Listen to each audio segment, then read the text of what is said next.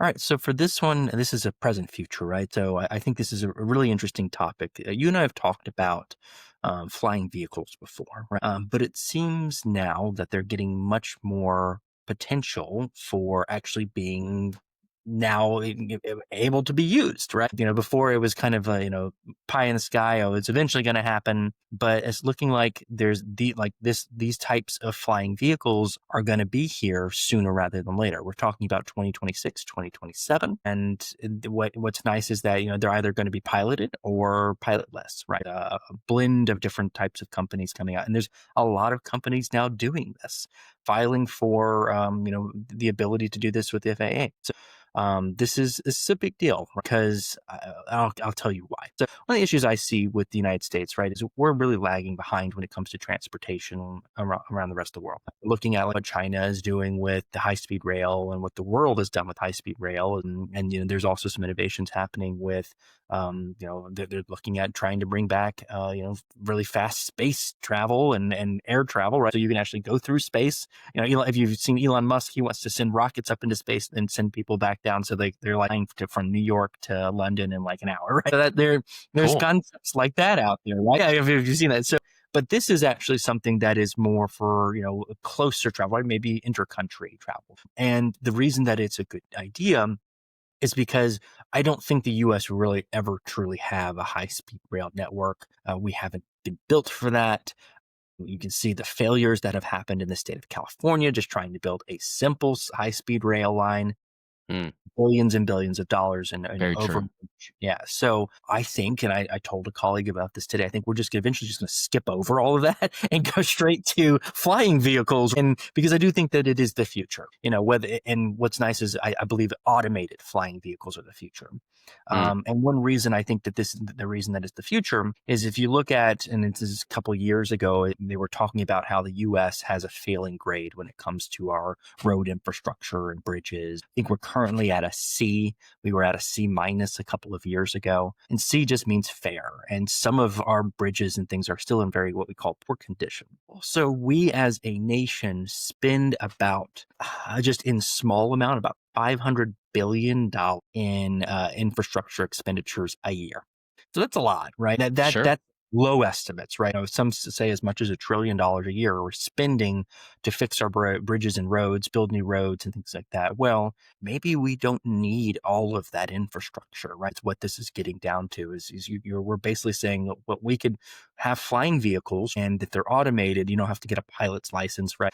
You could call it like Uber, because Uber is also trying to offer this as a service in New York City in the next couple of years, and it's not crazy expensive. I think it's like less than $100 to go to different places is what they're trying to do with these different vehicles. And so it's not a crazy amount of money. If it's automated, you could consider it safer because there is pilot error.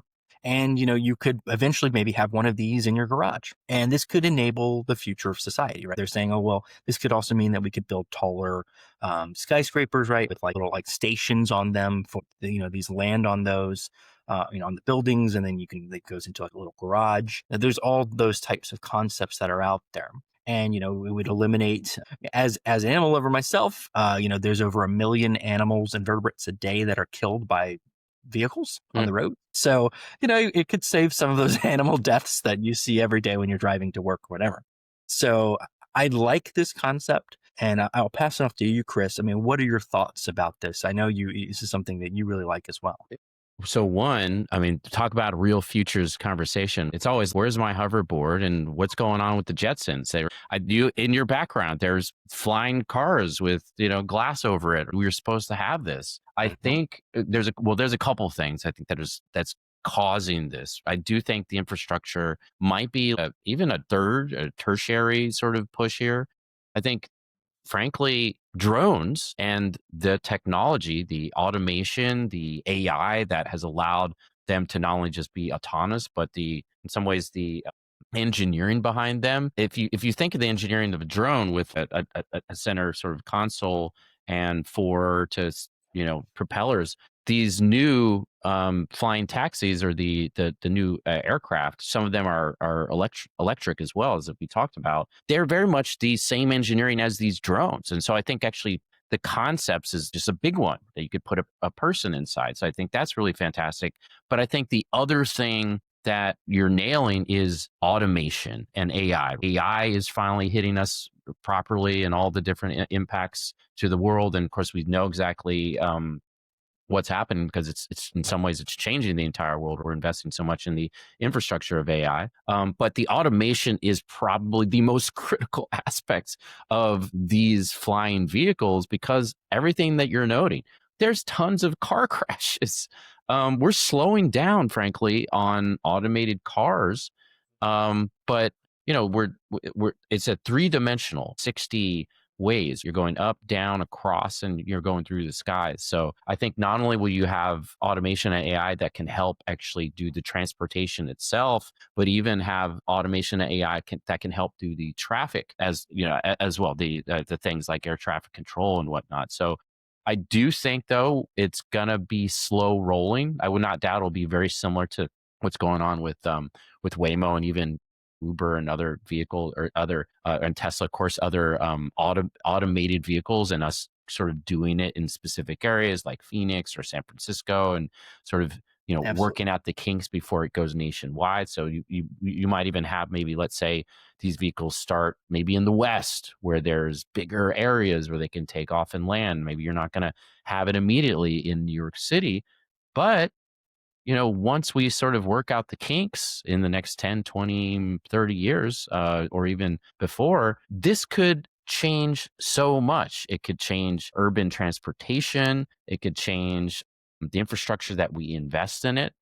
Because you said there could be garages, there could be it could be embedded into whole building systems where these things would fly in and out in. Lots of jobs because there would be the manufacturing of this, the as we were talking about, the control behind it, maybe efficiency in terms of business travel, in terms of just fun. I think there's going to be some really interesting concepts around people having the ability to take off and fly. Me, I would love it for surf travel. I'm a surfer, so I any time I don't get to stay in a vehicle and I get to go and just pop off to Hawaii or pop off to wherever the surf is at, I think it's music to my ears. So frankly, thank you for bringing up a futurist topic that people are excited about. I'm all about talking about not only flying taxis but just flying vehicles in general. Well, think about this, right? So you currently live outside of New York City, right? Yes. And it takes you a while, right? I mean, you can take the train right into the city, but imagine how much quicker this could be for your commute into the Sign me city. up. Right?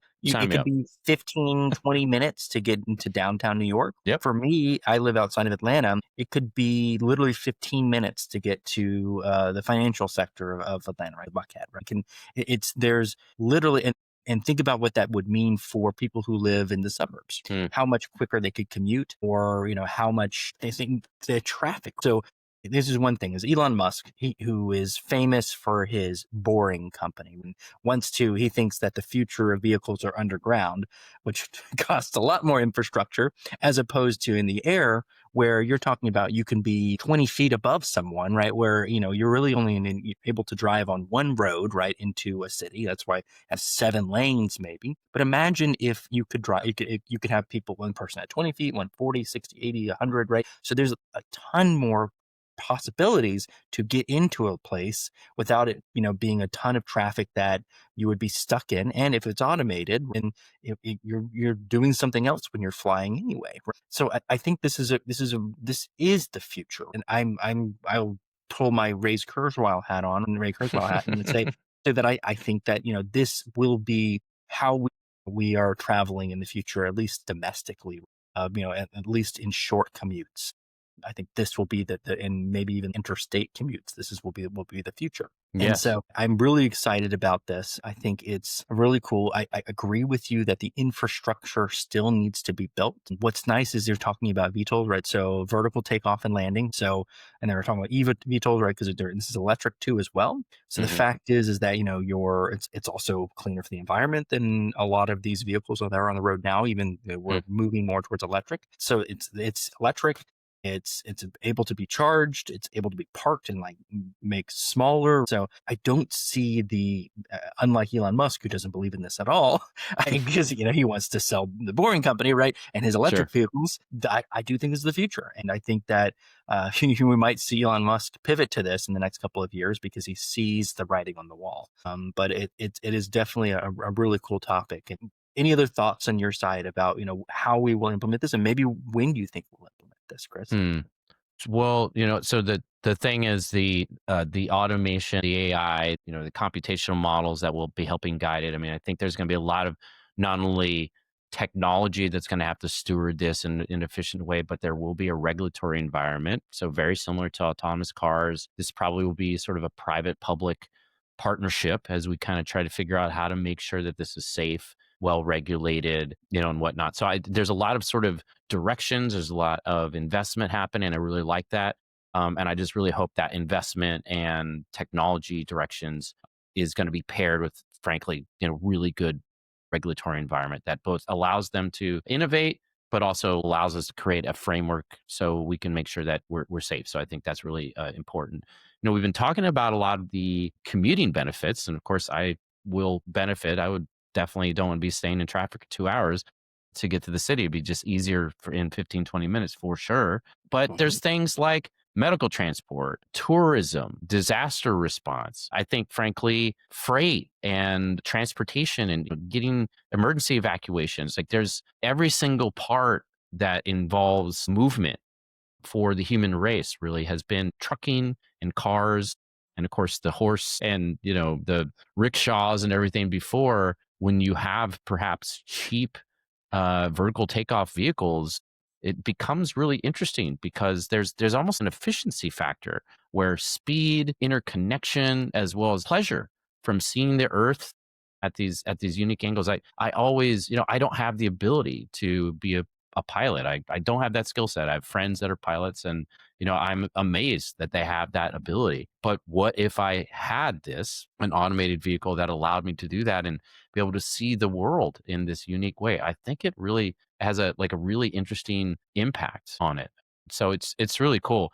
I think one thing to think on is like all the sci-fi movies where you see flying cars. I especially think of Blade Runner 24 with Ryan Gosling and that cool car over the dust rattled LA of that time frame and whatnot. And I think that could be us here very soon. That's just so interesting and like exciting, Frank. Well, and I think one thing that you need to look at too here is this is not just small companies doing this, right? United Airlines is has a air taxi that they're coming out with, right? So Boeing is has an air taxi that they want to start in Houston. Hmm. So like these are things that are it's not just small companies, startups doing this. These are large companies spending significant amounts. Airlines, right? Spending significant amounts because they think that this will. Whisk Arrow is what it's started by Boeing, and so they're the ones who are going to be in Houston. United Airlines has Archer, so they're gonna do it air taxi in New York, and they think this is going to replace like Uber Black rides. So they don't think that this is going to be hundreds of dollars. They're talking about just maybe twice as much or even a little bit more than what an Uber ride will be. And they think people will be willing to pay for this. They're seeing that maybe they think that there could be 100,000 people in the next years riding in these air taxis to go around the world in multiple localities. But you're right, it's going to be in the big cities first. But then it's going to just like Uber did. Uber was in the big cities and it migrated out. And I can take an Uber. I live an hour outside of the big city now. So there's all sorts of things that are happening, regulations that are happening. But I do think in the next 10, 15 years, we're really going to see this take off. I mean, Literally. yeah, yeah, I know. No pun intended, but take off and really be what the transportation, the mode of transportation that we are going to continually pivot to. Now, the biggest issue people are saying is, well, what about trucks and all of this stuff that we're needing delivered and all that? Well, I think that will be done by drones. So then you got drones and you've got people being transported through the air. So I think that will be. And then you'll still have trains with large loads and yeah, ships obviously with the even larger loads. But I think that's going to be the future. Is we're going to get to that period of time where a lot of things are going to be transported through the air, and I'm excited to see this because I think this is reality, and it's already being shown, and now it's not just science fiction anymore. It's going to happen. That's some future.